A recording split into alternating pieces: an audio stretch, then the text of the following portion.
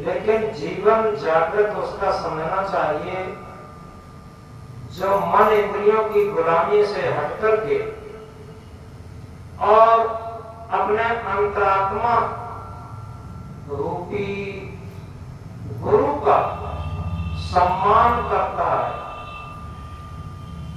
अंतरात्मा रूपी सदगुरु हमेशा साथ है, कभी छूटता नहीं है। क्या उस अंतरात्मा रूपी गुरु का हम सम्मान करते हैं?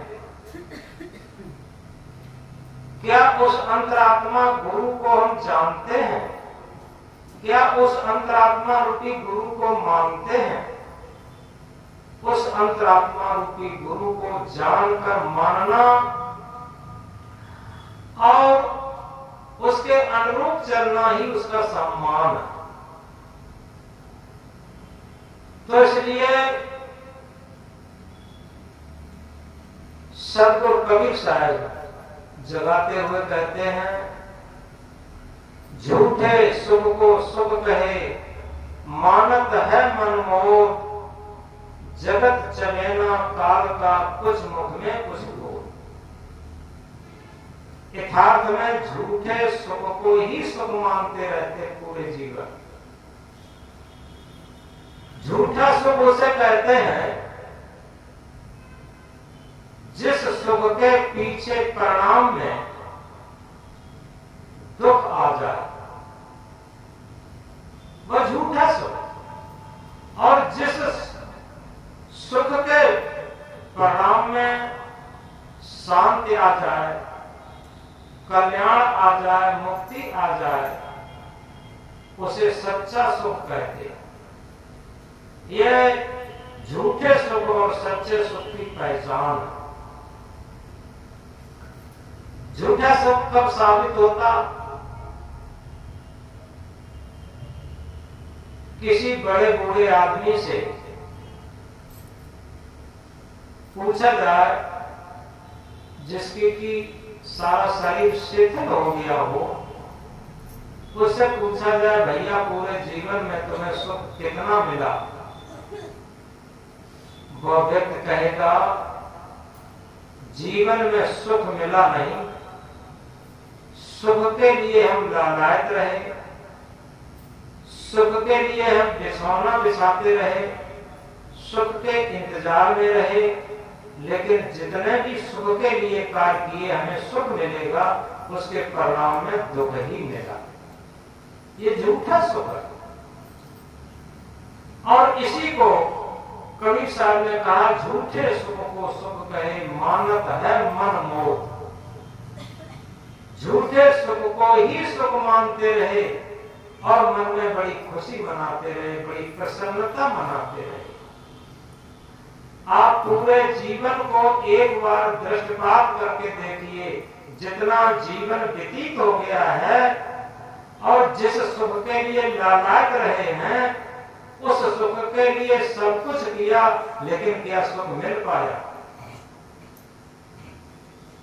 एक छोटे से उदाहरण द्वारा समझेंगे। सिकंदर सम्राट, जो इतिहास के अंदर बहुत बड़ा सम्राट था, जिसका उदय से अस्त तक राज्य था, ये भारत में उसने आक्रमण किया था। एक छोटा भारत का हिस्सा उसने विजय भी कर लिया था। उसके सैनिक लोग हार मान अपने अंदर हतोत्साह हो चुके थे और उन्होंने कहा कि अब हमें लड़ाई नहीं लड़ना है, स्वदेश चले। ये सिकंदर सम्राट से कहा। सिकंदर सम्राट के मन की हवस बहुत बड़ी हुई थी। वो विश्व विजय का सपना देख रहा था। आखिर जब सैनिक ही हतोत्साह हो गए, अब क्या करें? रात्रि में सो गया। चलते चलते वापस यूनान के लिए जा रहा था, रात्रि में सो गया। सोते हुए एक सपना देखा। उसकी एक लालसा थी कि भारत में संत महापुरुष बहुत रहते हैं, कोई ऐसा संत मिलता जो हमें सुख का रास्ता बताता, जो हमें शांति का रास्ता बताता। तो ये सपने में वो देख रहा है। आगे क्या होता है, उसके सपने की रील में आया कि सुना है उत्तराखंड के पहाड़ों पर संत बहुत रहते हैं, तपस्या करते हैं। वो उत्तराखंड के पहाड़ों पर सपने में पहुंच गया। वहां एक संत थे, संत को प्रणाम किया और प्रणाम करके पूछा, प्रभु हम सुख शांति चाहते हैं, लेकिन इसके साथ साथ ये शरीर अब बूढ़ा होने वाला है और ये सब छूटने वाला है। जो हमने धन दौलत राज्य शासन इकट्ठा किया है, ये सब छूट जाएगा। कोई ऐसा उपाय बताते जिससे कि हम अजर अमर हो जाते। ये सपना चल रहा। संत ने कहा, यदि तुम अजर अमर होना चाहते हो तो पहाड़ पर आगे और चले जाइए। एक अमर तालाब है, जो भी उसका पानी पी लेता है वो हमेशा हमेशा के लिए अमर हो जाता है। सिकंदर सपने में पहाड़ के और आगे बढ़ने लगा और आगे बढ़ने लगा। आगे एक तलहटी में बहुत बड़ा सरोवर है। उस सरोवर के शांत सरोवर के पास पहुंचा। उस सरोवर के पास पहुंचा और सुंदर स्वच्छ जल देख करके उसके मन में आया कि ये पानी पी लूं, इससे मैं अजर अमर हो जाऊंगा, क्योंकि ये अमर तालाब है। जैसे ही अनबी बांध के पानी पीना शुरू करता है, एकदम उससे आवाज आती है, खबरदार पानी मत पीना, खबरदार पानी मत पीना। वो रुक गया। हम लोग तो पानी पी करके बहुत दुखी हो गए। तुम पानी मत पीना, जो भी पानी पीता है वो दुखी होता। अब ये विषमता भरा वचन वो सोचता है कहां से आ रहा।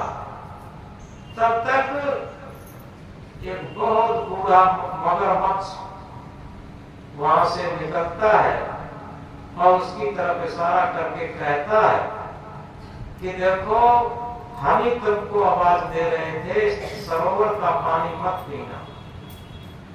क्यों? हम जैसे इसमें बहुत बूढ़े मगरमच्छ हैं, जिन लोगों ने इसका पानी पिया है, अब पता नहीं कब मरेंगे। हम लोग मरने का इंतजार देख रहे। अब हमसे चला नहीं जाता। अब हमें आहार भी नहीं मिलता। अब क्या करें? केवल दुख संकट के अलावा कुछ नहीं दिखाई देता। इसलिए इस तालाब का पानी पी करके अपने को दुखी बनाना। तो सिकंदर ने प्रश्न किया कि ऐसी भी कोई जगह है, ऐसी भी कोई यत्न है जिससे कि हम जवान बने रहें। तो वहीं से एक आवाज आई, अगर जवान हमेशा रहना चाहते हो तो पहाड़ के उस तरफ चले जाइए। एक अमर वन है। उस अमर वन में बड़े अच्छे सुंदर फूल और फल लगे हैं। उसके फल जो खाता है वो हमेशा जवान बना रहता है। तो ये सपने में उसकी रील चल रही है। सिकंदर पहाड़ के और उस तरफ चला जाता है।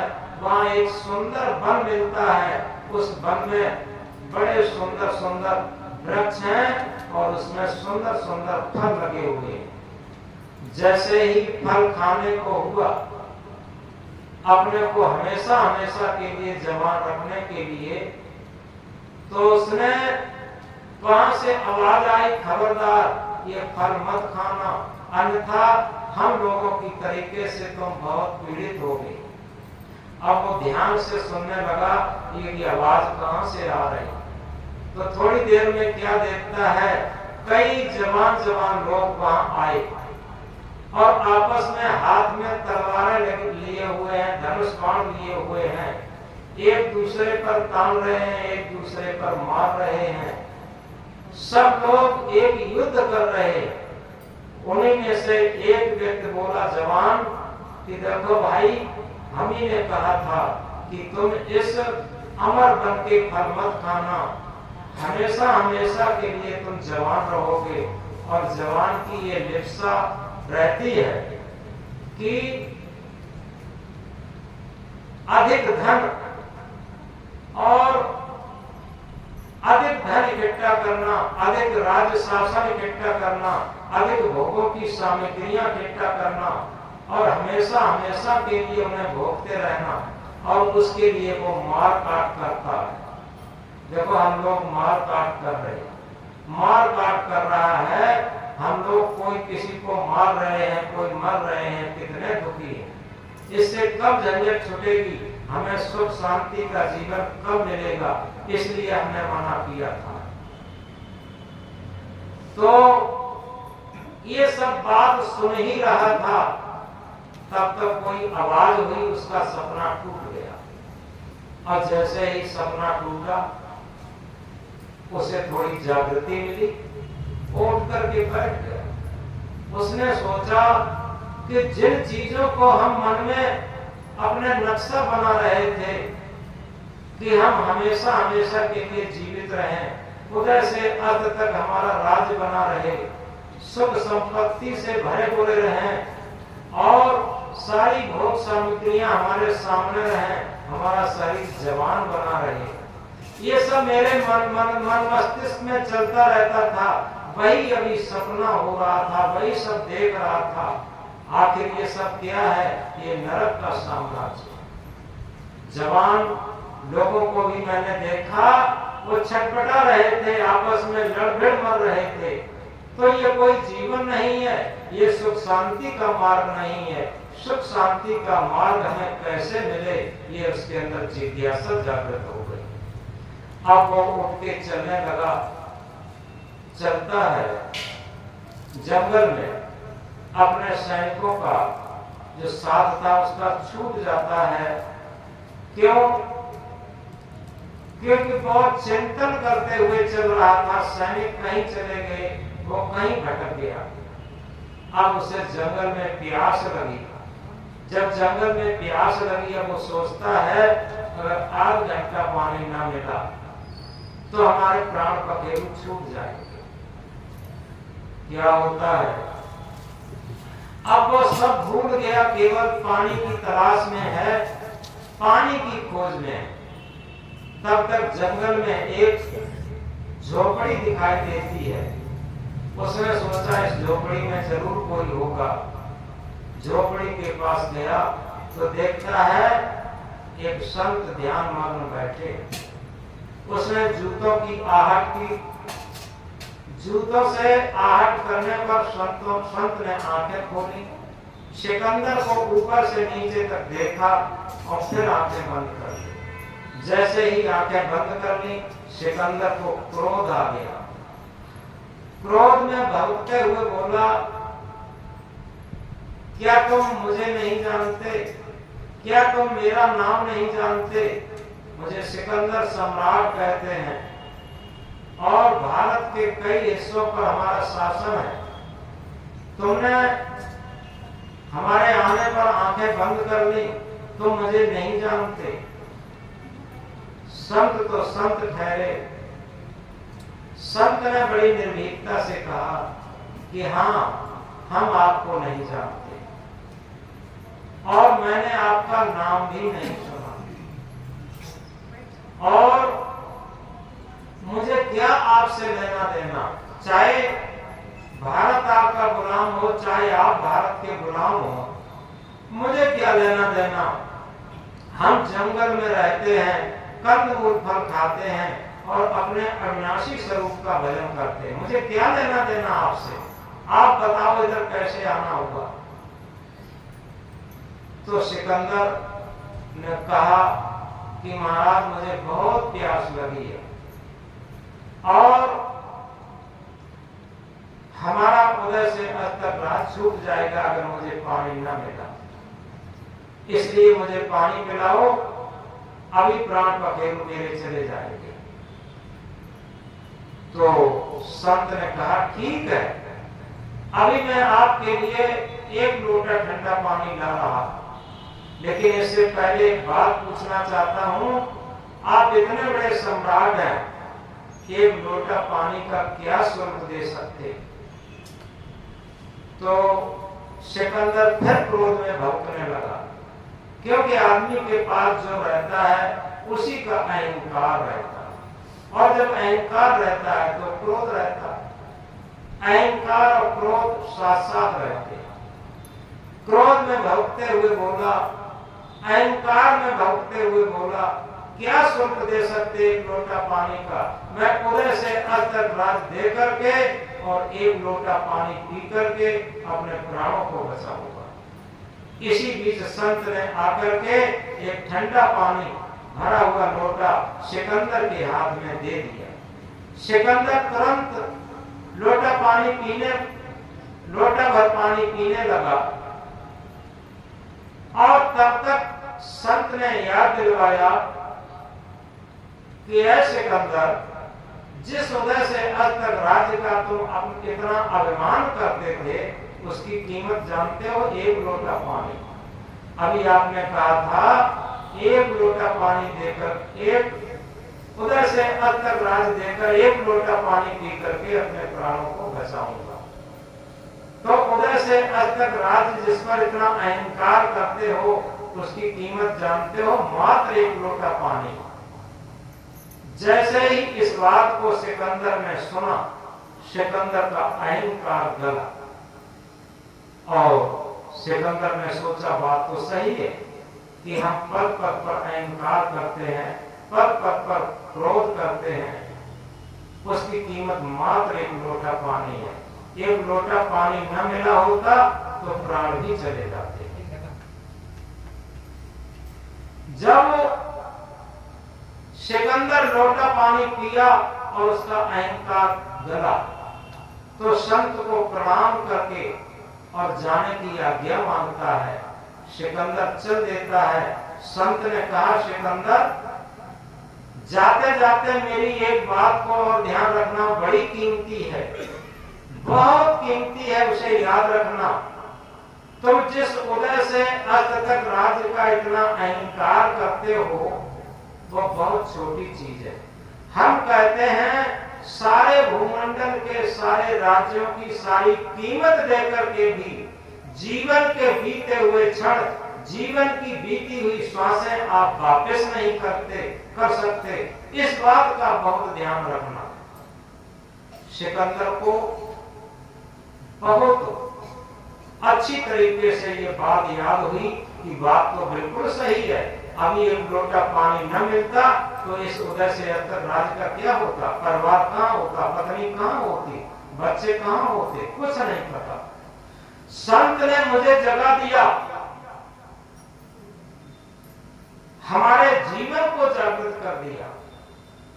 अब मैं ये हत्याहरण नहीं करूंगा इस राज्य के पीछे, इस धन दौलत के पीछे। जो हम कह रहे थे सत्संग हमारे जगाने का काम करता है। संत की बात से, संत के सूत्र से सिकंदर जाग गया और जब जाग गया तो उसकी मन की और इंद्रियों की गुलामी हट गई।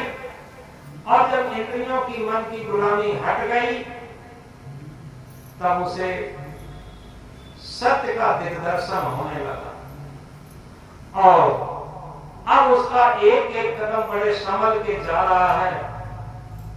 धीरे धीरे उसके सैनिक भी आगे मिल जाते हैं, उसके इंतजार में थे। सैनिक भी मिल जाते हैं, सिकंदर जाने लगता है। अब उसने संकल्प ले लिया था कि अब कहीं भी हम युद्ध नहीं करेंगे इस राज्य के पीछे, क्योंकि अंदर से जाग चुका था, मन इंद्रियों की गुलामी उसकी छूट चुकी थी, उसके अंदर आत्मबल जग चुका था। जब आत्मबल जग जाता है तभी जीवन जागृत होता। तो आगे क्या होता है, अभी यात्रा भारत में ही चल रही है। सिकंदर बीमार पड़ जाता। जब सिकंदर बीमार पड़ जाता, उसके साथ वैद्य लोग थे, जैसे अभी मंत्रियों के साथ डॉक्टर लोग चलते हैं, ऐसे ही उसके साथ भी वैद्य लोग थे। वैद्य लोगों ने दवा दी, काफी कोशिश की, लेकिन सिकंदर ठीक नहीं हो रहा। सिकंदर ने कहा कि ऐ वैद्यों, चाहे उदय से अंत तक राज्य सब लग जाए, लेकिन तुम ऐसी दवा देना कि जिससे कि मैं ठीक हो जाऊं और पुनः अपने देश यूनान पहुंच करके अपनी पत्नी बच्चों से मिल सकूं। वैद्यों ने कहा कि राजन कैसे कहूं, कहा नहीं जाता है आपसे, आपके सारे मृत्यु के लक्षण उभर आए हैं, कोई भी दवा काम नहीं करती, और आप कहते हैं उदय से अंत तक राज्य की बात। मैं कहता हूं सारे भूमंडल के सारे राज्यों की सारी संपत्ति देकर भी अब आप जीवित नहीं रह सकते, मृत्यु के सारे लक्षण उभर आए हैं, कोई भी दवा काम नहीं करती। जैसे ही इस बात को सिकंदर ने सुना, सिकंदर को भारत के उस महान संत की बात याद आई और झरझर करके आंसू टपकने लगे और वो बिलखता है, कहता है अगर भारत के वो महान संत मुझे पहले मिल जाते तो इस राज्य के लिए इतना हत्यारा नहीं मैं करता, क्योंकि जीवन के अंतिम क्षणों में मुझे वो संत मिल पाए, महान संत मिल पाए, जिन्होंने हमारे जीवन को जागृति दी, और वो महान संत मुझे पहले मिल जाते तो इतना हत्या नहीं करके मैं अपने संस्कारों को नहीं बिगाड़ता। अब आखिर मेरे साथ क्या जा रहा है, मेरे साथ तो एक छलांग भी नहीं चल रही। तब तक उसका गला घुटने लगा और घुटते हुए गले में उसने कहा कि भाइयों, अब मुझे भी पता लग गया कि मैं मर जाऊंगा, मेरी अर्थी निकालो, मेरा जनाजा निकालो, तो कफन से मेरे दोनों हाथ खुले बाहर छोड़ देना। साथियों ने कहा कि आप ऐसा क्यों कहते हैं, ऐसा तो कोई नहीं कहा। सिकंदर ने कहा कि मैं इसलिए कह रहा हूं कि कम से कम कफन से दोनों खुले हाथ बाहर देख करके संसार के लोग थोड़ा जागृत होंगे, जीवन में जागृति आएगी कि सिकंदर जैसा महान सम्राट छलांग लेकर के नहीं गया तो हम लोग क्या लेकर के जाएंगे। तो वही हुआ, सिकंदर की जब अर्थी निकाली गई, जनाजा निकाला गया, तो कफन के दोनों हाथ खुले बाहर छोड़ दिए गए, और तभी से ये कहावत चली, इकट्ठे कर जहां के जर, इकट्ठे कर जहां के जर सभी मुल्कों के मालिक थे, सिकंदर जब चला दुनिया से दोनों हाथ खाली। यथार्थ में अगर इस जागृति को हम अपने जीवन में उतारना शुरू कर दें, ये कोई कहानी नहीं है, ये एक जागृति है, ये सच्ची जागृति है कि आखिर हम जिस जीवन की यात्रा में चल रहे हैं ये एक सपने की तरीके से, और इसीलिए सतगुरु कबीरदेव ने कहा, सपने सोया मानवा खोज देखे नैन, जीव पड़ा बहुत लूट में ना कछु नैन न दे। ये सपने में मानव सोया हुआ है, ये सृष्टि का सिरमौर प्राणी मनुष्य, जिसे श्रेष्ठ मन रखना चाहिए, पवित्र मन रखना चाहिए, निर्मल मन रखना चाहिए, लेकिन अगर सही पूछा जाए तो मनुष्य का अगर चिंतन किया जाए, जितना मनुष्य का मन गंदा है इतना किसी पशु पक्षी का मन गंदा नहीं।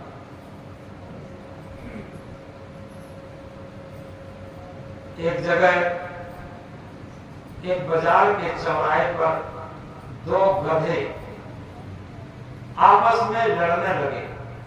चारों तरफ लोग खड़े होकर के तमाशा देखने लगे। जब गधे लड़ते हैं तो दुलत्ती मारते हैं आपस में पीछे की, और अपनी अपनी भाषा में गालियां देने लगे। गालियां होते होते एक गधे ने एक गधे को गाली दी, उल्लू का पट्टा मनुष्य की औलाद। अब जिस गधे ने दूसरे गधे को गाली दी, उल्लू का पट्टा मनुष्य की औलाद। जब मनुष्य की औलाद कहा तो वो गधा बहुत लालतार हो गया, बहुत खूंखार हो गया, और ये कहा अपनी भाषा में, देख तूने जो अभी तक गालियां दी हैं वो तो सब क्षम्य है, लेकिन तूने मुझे मनुष्य की औलाद बता दिया, ये तो अक्षम्य गाली है, ये किसी तरीके से क्षमा नहीं हो सकती। अब वो पूछता है ये अक्षम्य क्यों है? तो बाहर खड़े हुए सब लोग सुन रहे हैं। उस गधे ने कहा ये अक्षम्य इसलिए है कि दुनिया में ये कहा जाता है कि सृष्टि का सिरमौर प्राणी मनुष्य है, और गधे को मनुष्य कोई गाली देता है तब गधे की गाली देता है तब मनुष्य नाराज होता है। लेकिन अगर गधे से मनुष्य की तुलना की जाए तो गधे से मनुष्य कई गुना नीचे गिरा हुआ है। तो उसने कहा कैसे गिरा हुआ? ये कहा कि देखो मनुष्य बीड़ी पीता है, किसी गधे को बीड़ी पीते देखा भी नहीं। मनुष्य तंबाकू खाता है, शराब पीता है, मांस खाता है, किसी गधे को तंबाकू बीड़ी मांस शराब खाते पीते देखा भी नहीं देखा। और किसी गधे को चोरी करते देखा। मनुष्य मिलावट करता है, रिश्वत लेता है, घूसखोरी लेता है, कम तौलता है, बेईमानी करता है, घोटाला करता है, ये कुछ करते देखा कि नहीं देखा। मनुष्य मेड़ काटता है, किसी गधे को मेड़ काटते हुए देखी। तो इस तरीके से अगर देखा जाए कि मनुष्य सृष्टि का सिरमौर प्राणी भी है, और मनुष्य का मन इतना स्वार्थी और गंदा हो गया है कि मनुष्य से ही मनुष्य डर रहा है, और मनुष्य ही मनुष्य को लूट लूट करके अपना घर भर रहा है। आखिर पूरी सृष्टि भी मनुष्य से डरती है और मनुष्य भी मनुष्य से डर रहा है, तो इससे बड़ा राक्षस और कौन हो सकता? इसलिए तूने मुझे मनुष्य कह दिया, ये तो बहुत गंदी गाली है। अब दूसरा गधा कहता है कि भाई किसी तरीके से गलती की माफ कर दो, अब कभी भी ये गाली नहीं देंगे, तुम्हें मनुष्य का नहीं, मनुष्य नहीं कहेंगे। अब आप समझ सकते हैं कि आखिर जिसे हम बड़े गर्व से और गौरव से कहते हैं, बड़े भाग्यमान स्तन पावा, सुर दुर्लभ सब ग्रंथन गावा, वो मनुष्य किस स्तर तक गिर गया। और वो तभी गिरता है जब मन इंद्रियों की गुलामी में ज्यादा चलता। पशु पक्षी इतने नहीं गिरते। और इसीलिए क्या है, मनुष्य रोते रोते जन्म लेता और शिकायत करते करते जीवन व्यतीत करता। यानी रोते रोते जन्म लेना तो मनुष्य की मजबूरी है, पूरा जीवन रोते रोते जीवन काटता। ये शिकायत करते करते यानी रोते रोते ही तो जीवन काटता, और रोते रोते ही चला जाता। मनुष्य ही एक ऐसा प्राणी है कि रोते रोते जन्म लेता, शिकायत करते करते जीवन व्यतीत करता, और पश्चाताप के टप टप आंसू गिराते हुए चला जाता। आगे पश्चाताप के टप टप आंसू गिराते हुए चला जाता। ये मनुष्य जीवन का रिजल्ट है। जो इतने अहंकार में रहता, उसका रिजल्ट तो देखिए क्या है, पश्चाताप के टप टप आंसू गिराते हुए जाता। कोई भी पशु पक्षी रोते रोते जन्म नहीं लेता। कोई भी पशु पक्षी शिकायत करते करते जीवन नहीं व्यतीत करता। कोई भी पशु पक्षी टप टप आंसू पश्चाताप करते हुए नहीं जाता। आप देखें, तो इसलिए सबसे बड़ी बात यह है कि मनुष्य की विशेषता तभी है जबकि वो मनुष्य बन जाए। मन श्रेष्ठ प्राणी को मनुष्य कहते हैं। मैथिली संस्कृत की भाषा में वही मनुष्य है जो कि मनुष्य के लिए मरे, वही मनुष्य है जो कि मनुष्य के लिए मरे, यह पशु प्रवृत्ति है जो कि आप ही सहे। वही मनुष्य है जो कि मनुष्य के लिए मरे। यथार्थ में जब हमें दूसरे लोगों में भी परमात्मा का दर्शन हो,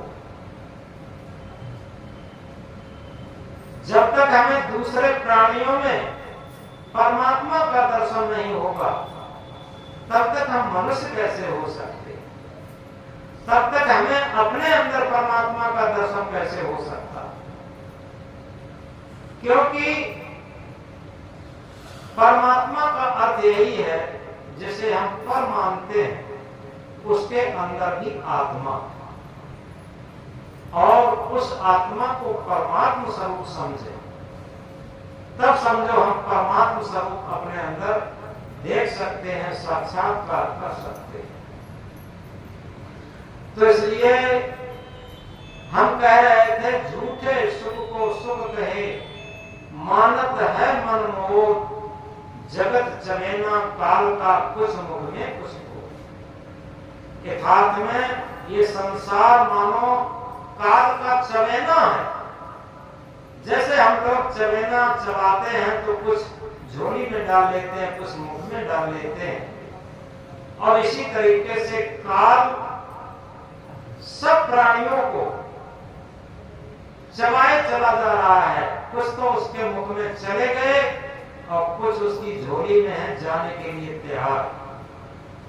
बताइए किसका अहंकार किया जाए। इसीलिए संत सद्गुरु जगाते हैं और कहते हैं जागो लोगो मत सुनो, ना करो नींद से प्यार, जैसा सपना रैन का वैसा है संसार। जागो लोगो मत सुनो, ना कर नींद से प्यार। नींद क्या है, सोना क्या है, जागना क्या है, तब जानो सोवत से जागे, विषय वासना मन से त्यागे। ये हमारा मन दोनों तरफ जा सकता। ये मन